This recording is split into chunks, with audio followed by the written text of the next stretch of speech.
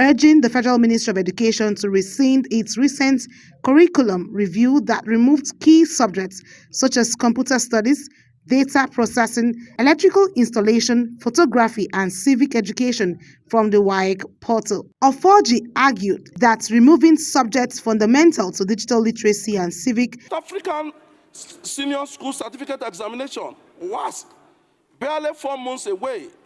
It is academically impossible for students to select and adequately prepare for a new unstudied subject to meet the required 8 subjects. The House also moved to end the increasing rate of accidents and deaths on the abandoned Abakali, Ikwo, Oferekpe, and Obubra Road.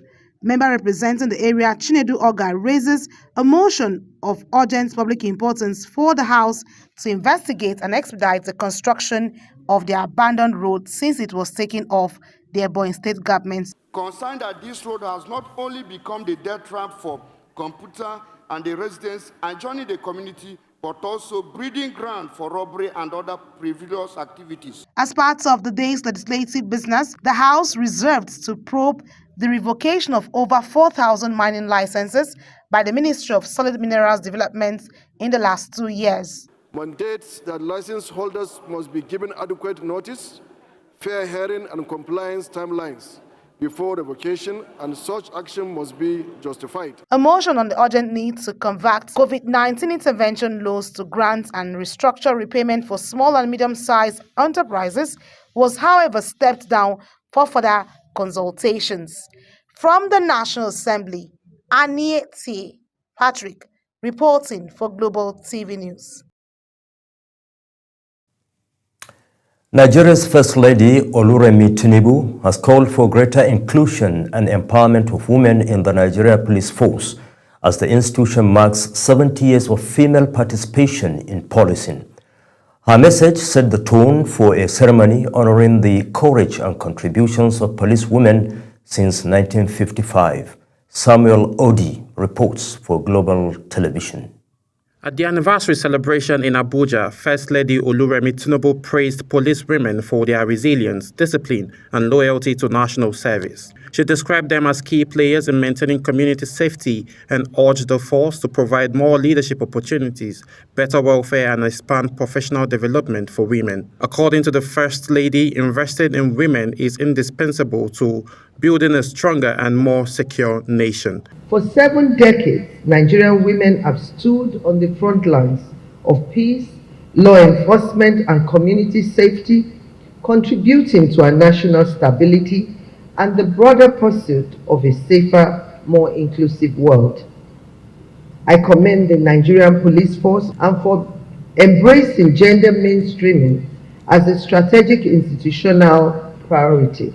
These efforts are in line with the renewed hope agenda of His Excellency President Bola Ahmed Tinubu GCFR to strengthen national security for peace and prosperity. Inspector General of Police Kayode Egbetokun also paid tribute to the women who have served over the decades, calling them a backbone of Nigerian police force. He highlighted their achievements in tactical operation, community building, and even international sports, including winning Olympic gold medals. We are here to honor a 70-year heritage defined by resilience, brilliance, discipline, and unwavering service. Over time, women earned their place across every layer of policing.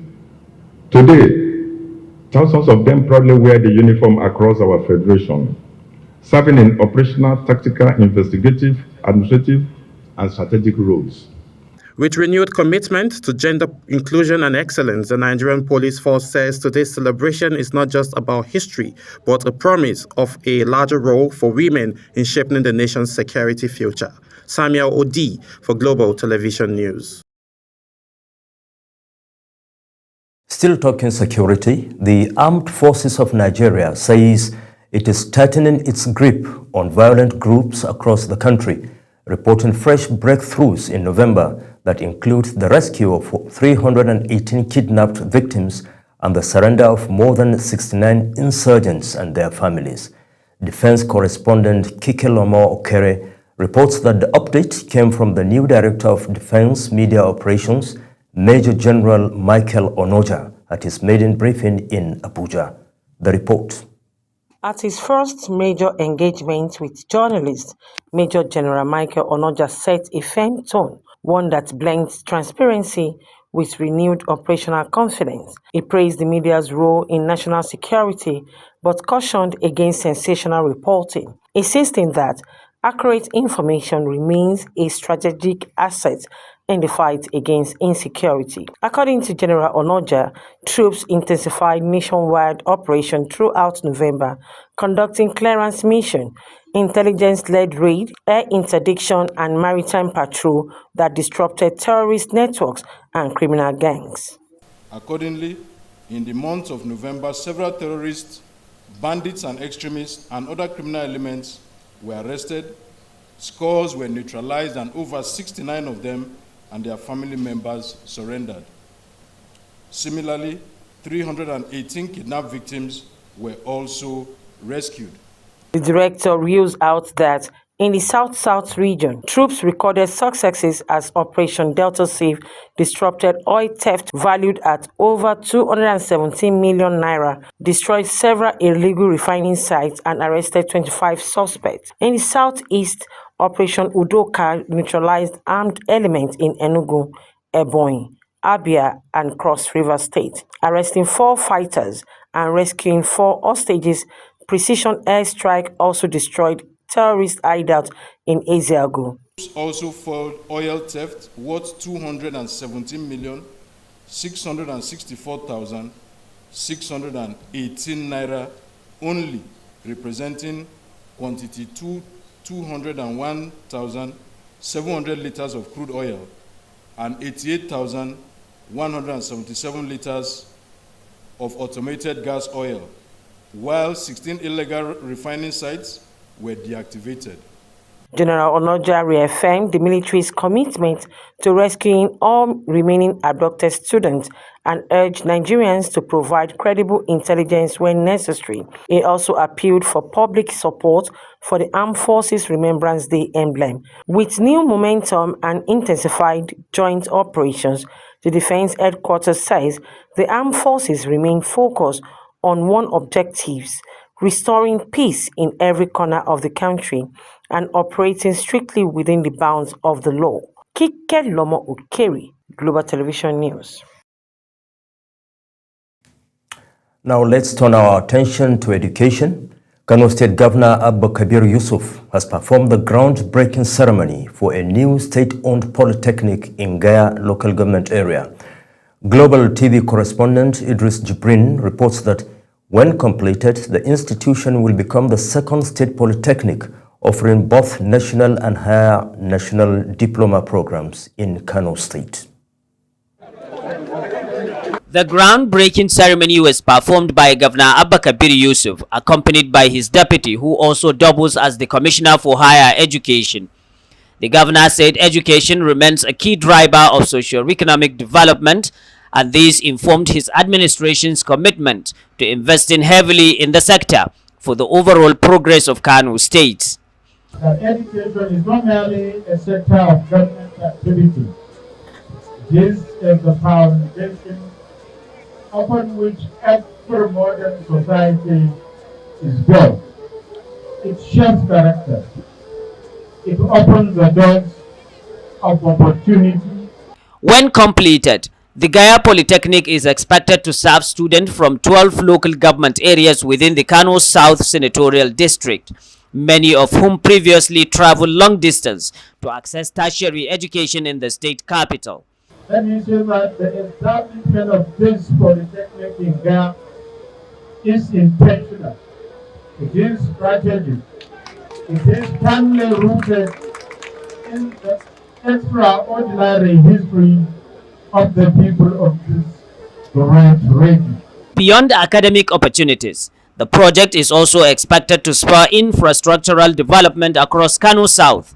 The Commissioner of Education, Amina Abdul Salam, revealed that the state government has already approved billions of naira for the commencement of work, and contractors have been fully mobilized to site. Today, history is being made. We are all witnessing a very giant leap towards improving education in Kano State. In the coming days, contractors are expected to engage with community leaders and residents to outline the project timeline and implementation details. From Kano, Idris Jibrin, Global Television News. You're watching the live broadcast of Midday News. When Midday News returns, Guinea-Bissau's Electoral Commission says vote tally destroyed following military coup. Details coming shortly, plus business and sports stories on the other side of this break. Please stay with us.